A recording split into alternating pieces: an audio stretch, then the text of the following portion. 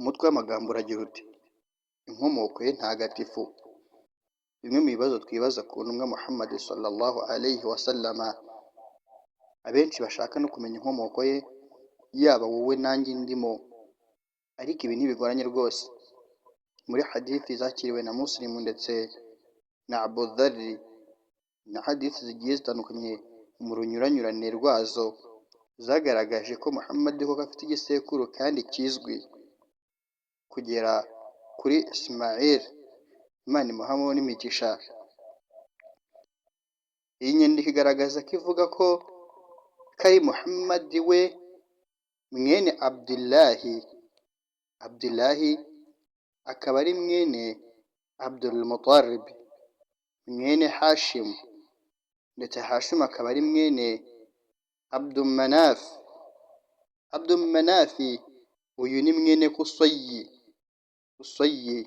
bigaragara ko ari mwene Kilab mwene Murad, ndetse Murad mwene Kabu mwene Ruwayi, ndetse mwene Gharib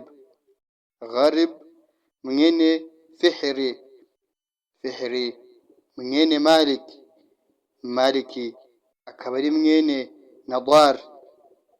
Nadar ni mwene Kinana mwene Khuzayma ni mwene Mudrika mwene Ilyas akaba ari mwene Mudarri mwene Nizari mwene Madi, ndetse Madi ni mwene Adnan, ndetse na Adnan ni mu rubyaro rwa Ismail nk'uko benshi babishidikanya, ariko bikaba ari uko byemejwe.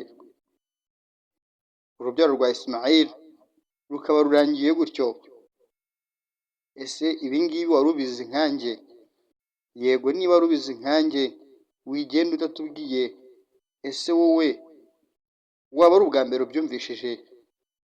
Assalamu alaikum wa rahmatullahi wa barakatuh.